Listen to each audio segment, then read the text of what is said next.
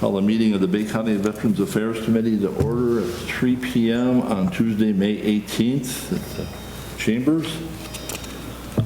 Roll call, please. Sure. All right, let's start with Tim. Here. Troy. Here. Mike. Excused. Excused.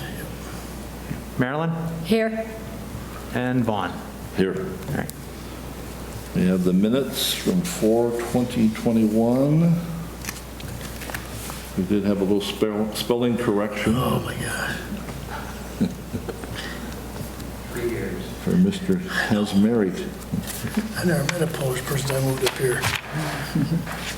Any other corrections? I brought extra. Did you? Yep. Otherwise, looking for a motion to approve. A motion to approve the minutes is read. Second. Discussion? All those in favor say aye. Aye. We don't have to do roll call votes anymore? There's nobody on Aye. Zoom, so We'll find out, eh? yeah. All right. Next on the agenda, citizens input. If you would have any comments, step up to the podium, state your name, and I'm a citizen. Fred Zippler. Just a minor update on our transportation. Picked up a new driver today, which pushes us up to 5. However, we're still gonna hold to the 4-day-a-week the schedule, and try to keep it the maximum of 8 per day, 8 passengers per day. Not counting for emergencies, you never know what's going to happen, but Monday through Thursday, we're going to try to stick to. And my only other question is, I don't know, 4 months ago at least, 5 months ago, I had asked for an increase for our drivers from $3 per passenger to $10 per passenger. And since then, I've compromised on the $5 per passenger. Still waiting for an answer. It's been a couple months now. Any help, I would appreciate it. That would only be, by the way, $5 per passenger. 8 per day is $40 a day, times 4, it's $160 a week. These are a very small price to pay for what these folks do. That's all I have, thank you. okay. Anybody else? I guess we've got an introduction. Okay, we got it. Otherwise, petitions, communications, we have an introduction. I don't know, Mark, do you want to do the intro or Craig? Wow, thank you. Thank you, Mr. Chair. So today we felt it was a good idea to bring in Mr. Gary Bowersock. He's our new emergency relief coordinator, and he started, well, he's probably, what, three weeks now, I believe, we're on? 4 weeks. 3-4 weeks. So he's been learning a lot. We sat through and he made it through the Munis training last week that we did briefly. So, and he's still here to tell the story. So that's pretty impressive if he made it through the finance software training. As Troy's been through it, so it's a ton of fun. Yeah. But no, Gary is an Air Force veteran and brings to the table a lot of experience working for the VA, and so it's nice to have somebody who is on that side of working with individuals and can kind of maybe explain a little bit to the point where we have questions and maybe direct us in contacts and certain things. But by all means, I'd like to, if Gary would like to step up to the podium and just give a little bit more in-depth history. But welcome Gary to the team. Give us your bio. Pardon me? Give us your bio. No, it's going to be a short bio. Lifelong Bay City resident, the Air Force veteran, 24 and a half years taking care of vets at the VA hospital and eligibility enrollment. I was fortunate to get this opening. I enjoy working with vets, helping them out. That's about it. Glad to be on board. Didn't talk about your blooper ball career, though. I didn't hit the ball like you did, ball.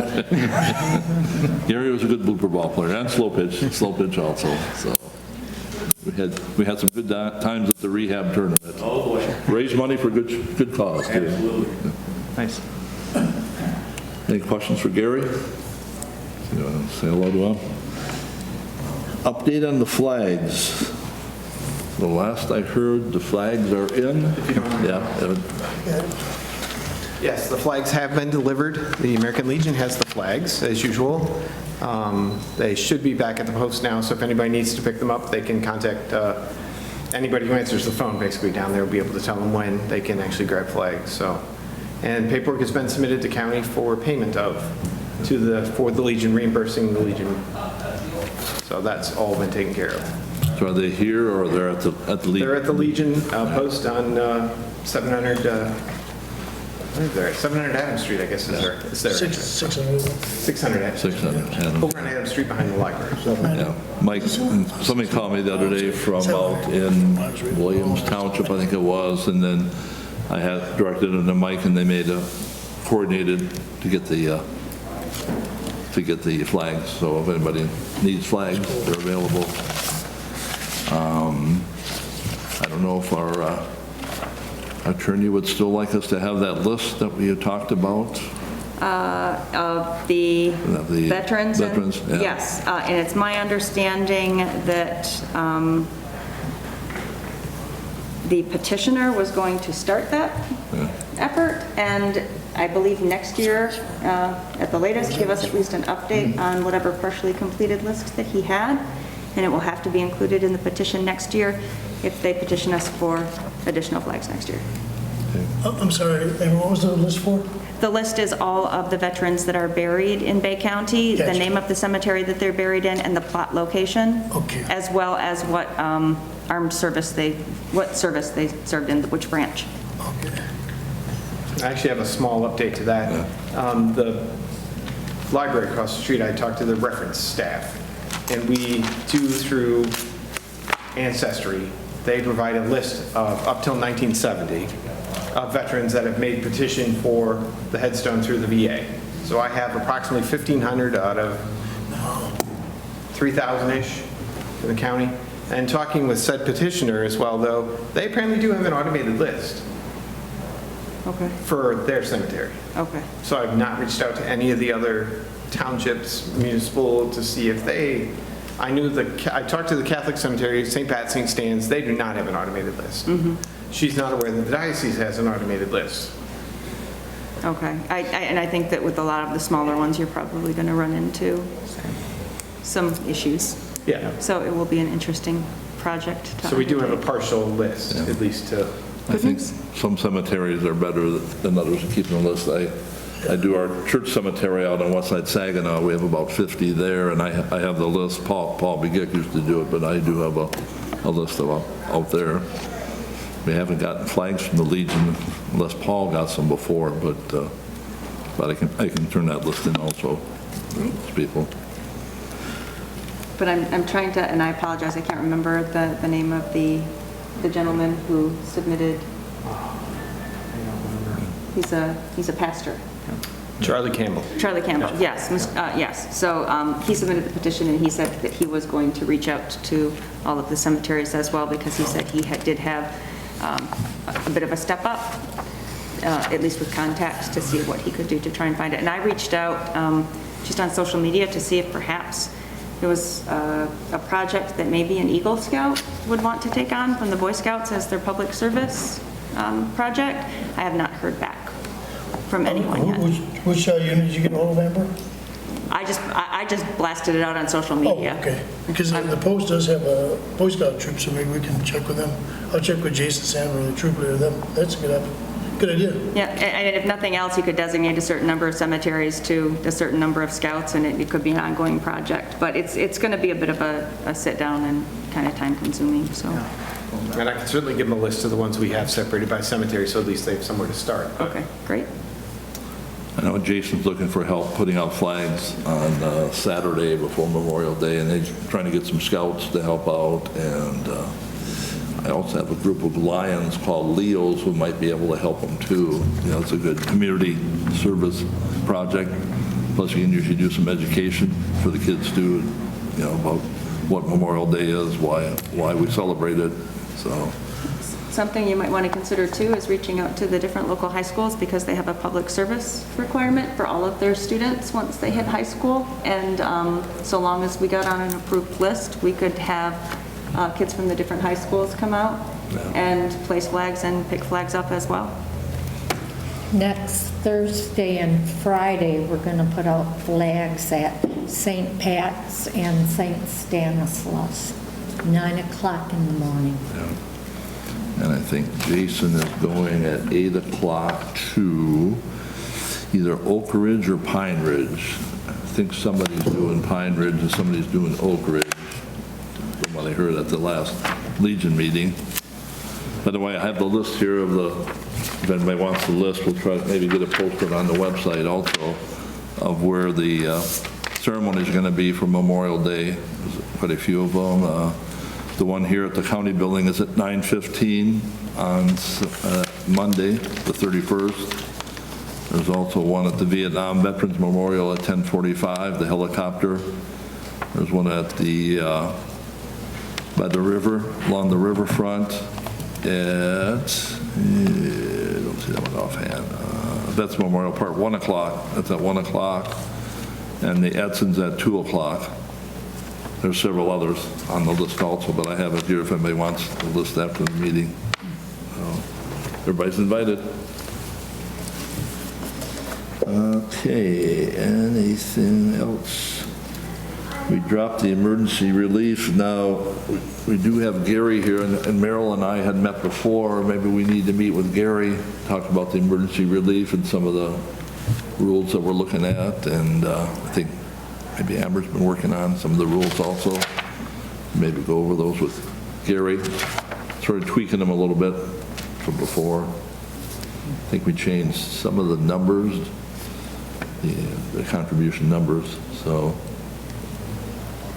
I've not heard anything about the legislation that's supposedly going through that allows like a private hearing for people. If they're asking for relief, they can have like a closed door hearing to keep their confidentiality. I've not heard if that's passed yet or not. So, yeah, Ellen? Can we get a copy of the update on the rules and regulations from Yeah, Gary? if we get a copy of, yep, maybe set up a meeting then. We did help some veterans last meeting, a couple of veterans. We have a limit that we can do automatically, and then there's a trigger that goes above it, then we have to vote on it. So.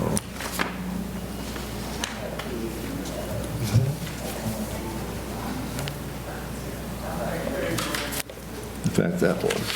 So we got the rules and regulations we're working on. Yep.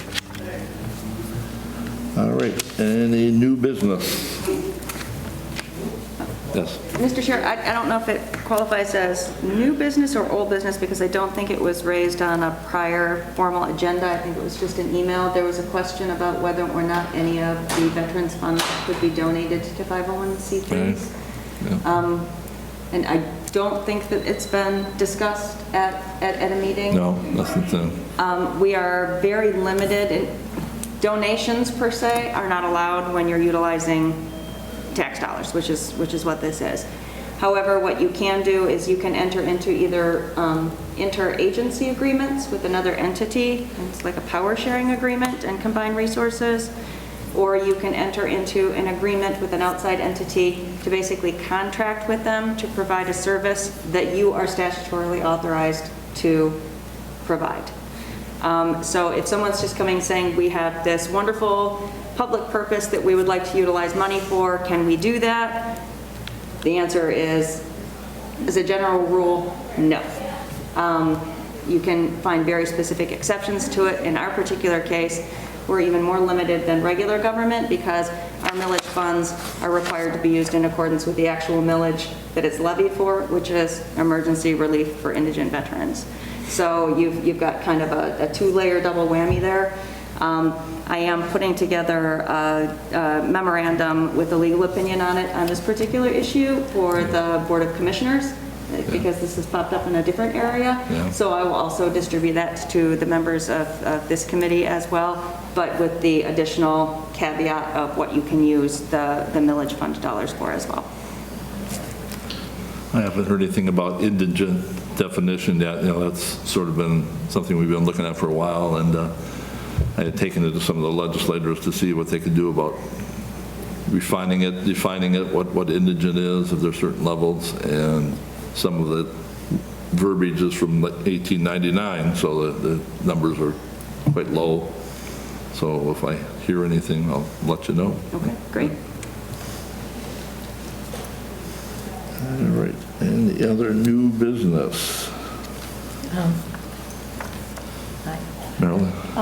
I had a question a while back regarding the veterans' transportation. Does the transportation for veterans only include veterans, or can a widow of a veteran use a transportation to go to her doctor's appointments in Saginaw? If,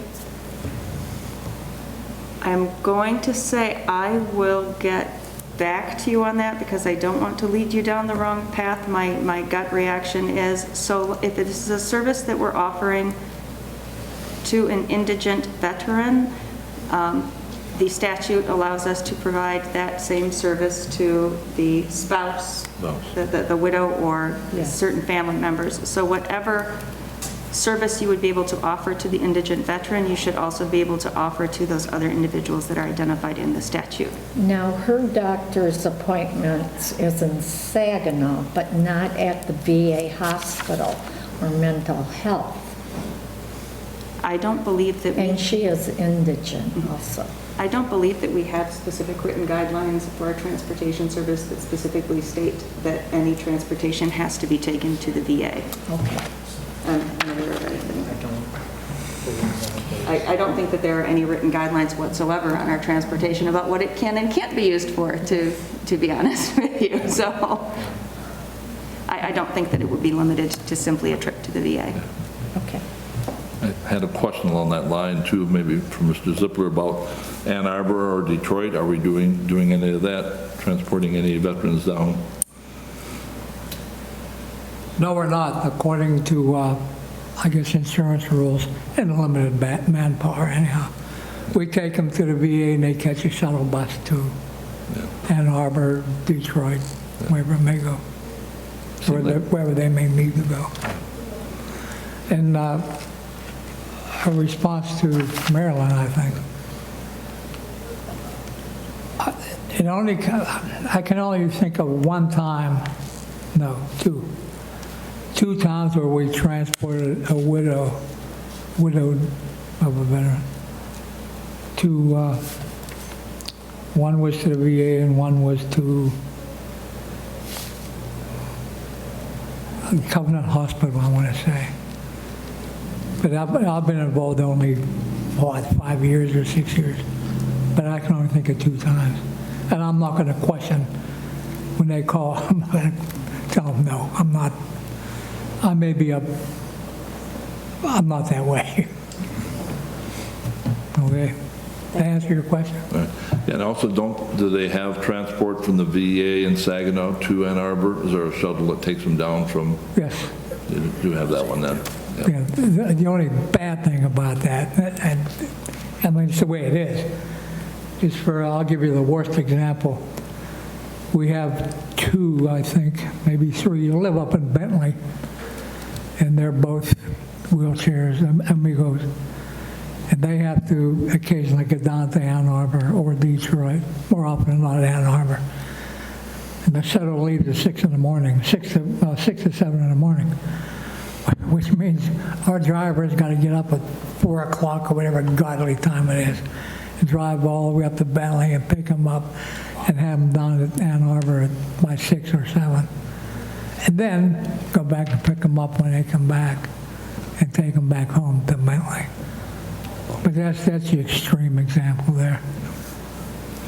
I know they do MRIs, I know Yeah. they do some sleep studies down Ann Arbor, Detroit area, so that's Yeah. out of area. There's a couple in Auburn and I think there's one in Linwood, if I recall. But regardless, I mean, it can be make for a long day. Thank you. Any other new business? I've still been doing the compensation pension physicals. I follow the news, the VVA news, and it looks like their legislature is going to pass something on the burn pits. It looks like it's a go. I don't know if Mark or Gary have heard anything, but it was in the last VVA news that looks like it's going through the Senate. Sorry, Yeah. real quick. That was the last thing we'd heard as well, that the burn pits were coming through, and they were starting to look back at Vietnam as well as Gulf, as well as anywhere. Yeah. You know, K2, pick a spot that's, so they were looking at burn pits but as far as I know, I hadn't heard that it passed yet either. Yeah, sounded like it hadn't passed yet. And then also the Gulf War syndrome still is out there. That's sort of a nebulous Yeah, but very group of difficult to diseases, get. or symptoms, actually. Yeah, but very, very difficult to nail down a symptom Yeah. as well as get that passed as I mean, they want a definition down to what really is it. Well, Yeah. how do you have an undefined symptom and then call it? Yeah, So, a lot of different symptoms that Yes. fall under it. but getting it nailed down and getting approved for that, that's the thing, so.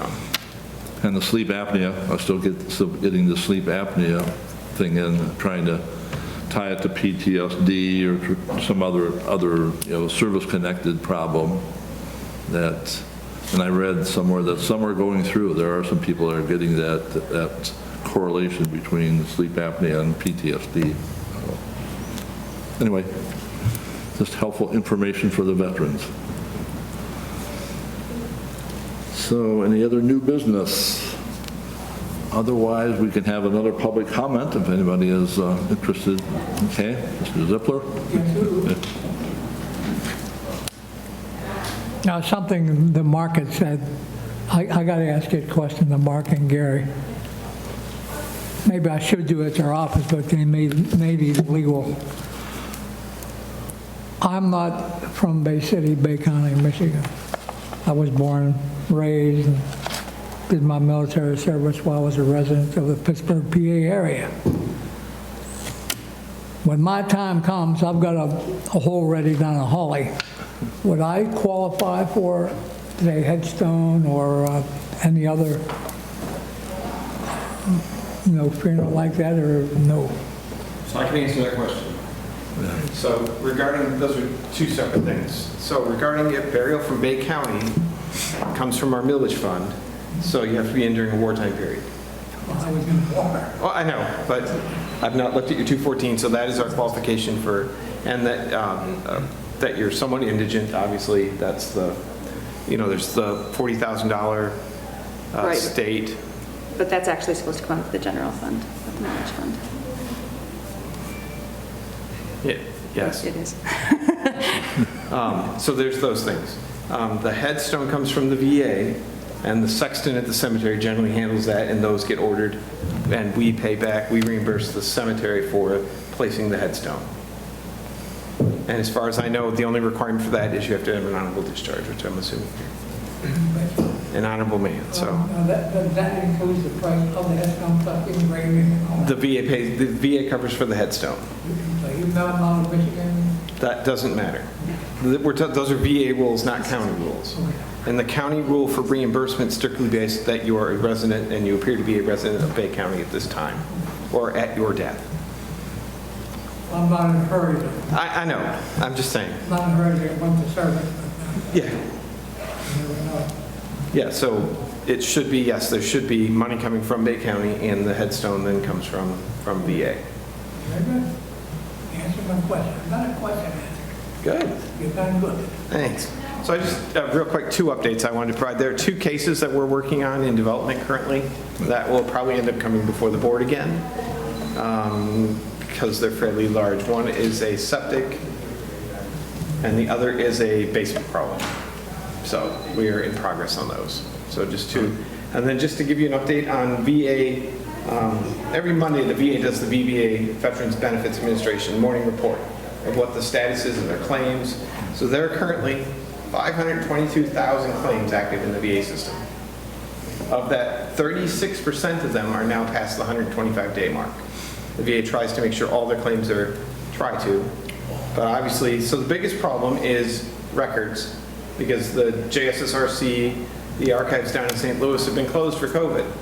So they're running very minimal staffs doing research on where veterans were and pulling veteran records, getting copies, scans off to VA and off to everybody else that's requesting copies of military records. So that is the number one. I can think of at least 3 cases that I can pull offhand that have been open, 2 cases that have been open for 300 days, which is crazy.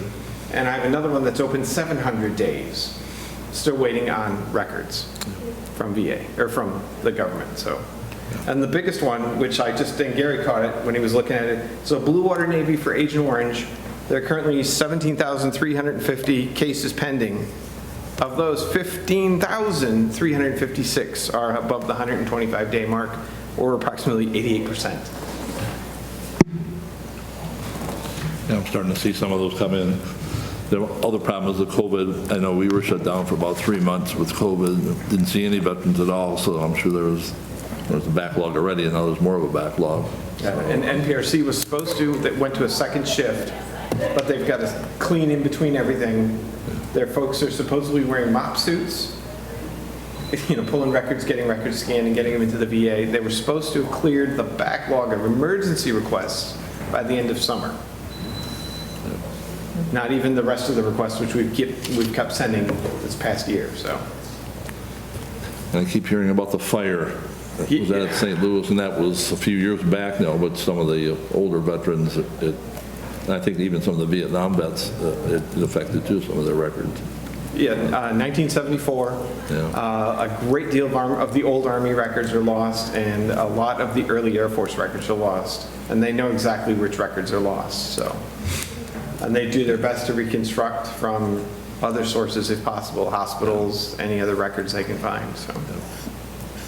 Another problem I have is people go to outside doctors and don't get the reports submitted into the system. There's a way to submit it to the LHI, Logistics Health on Wisconsin, and they sometimes forget the outside records. They have the VA records, but they don't have the outside doctor's records that they're referred out to somebody to make sure they get submitted. And they can submit that through us. We can upload it directly to the POA, or we can send it directly to VA. Yeah. Any other questions? Agent on Blue Water is that they're now opening up for the. Oh, and then, so we just saw a letter this week that VA is going back and looking back to all the Blue Water denials and are supposed to be notifying veterans if they were previously denied for anything. Yeah. So, I mean, they've got 15,000 currently backlogged. I can't imagine once VA starts to do that. And spouses too. And spouses. So they've got to, is the veteran still alive? Yeah. Is the spouse alive? Because then the spouse may be eligible for other benefits or any benefits whatsoever. So a huge undertaking for VA, and I can't wait till it comes down to Bay County level. It'll be huge. Of course, then you got children and grandchildren also, they say sometimes from the agent, or it's still affected. Exactly, and if they weren't approved of before, now they could be. Long-term. Yeah, long-term for everybody all over the place is going to be a huge paperwork shuffle, so. If they would have been deemed 100% back in the day, if they're diagnosed, that means their children are eligible for the education. Yeah. It's going to open up a lot. Yeah.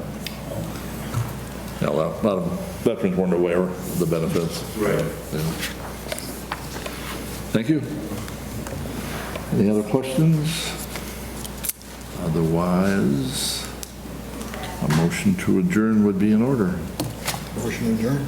Okay. Second. All those in favor say aye. Aye. Thank you.